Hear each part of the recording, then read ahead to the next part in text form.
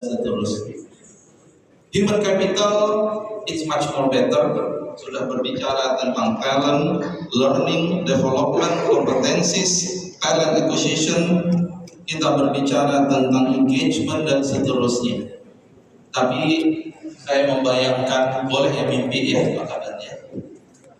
Sometimes in the future, human capital kita akan melihat lebih dari sebatas ini. Kita melihatnya sebagai human potential.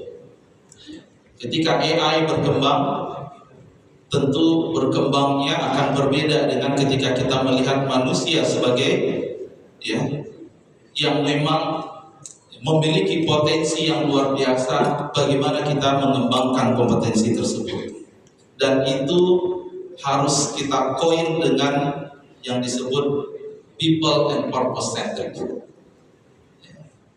Sehingga saya membayangkan Indonesia Emas 2045 itu kita punya culture ini, people and purpose centric.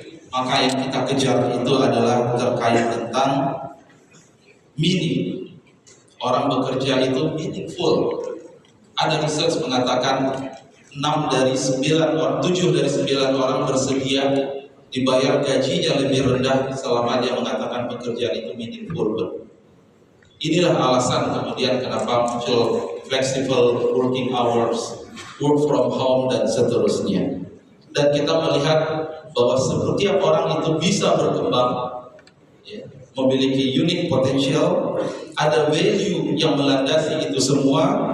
Dan tadi yang kita tumbuhkan adalah growth mindset, ada culture of growth, muncul inovasi-inovasi, di mana problem besar kita adalah inovasi.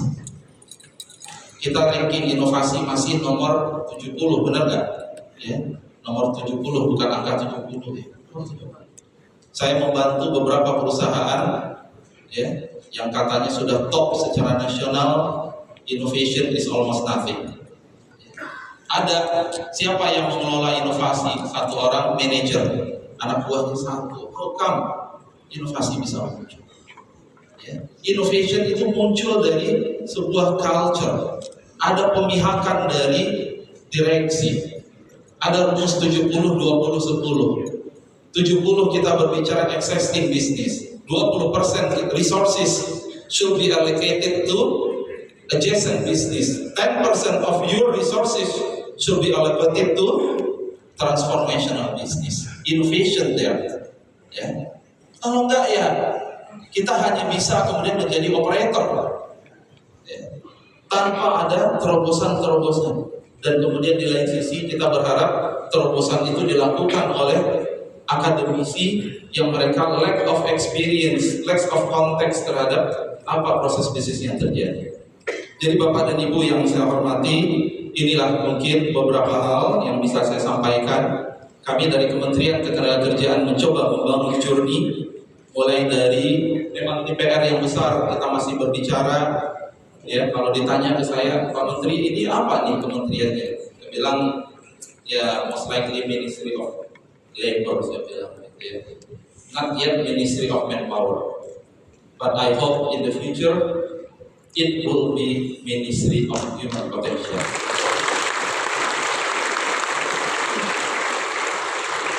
Terima kasih atas perhatian kepada ibu semua. Selamat kepada BKPSDM dari ESDM terlaksananya summit ini, dan semoga acara ini menghasilkan juga rekomendasi.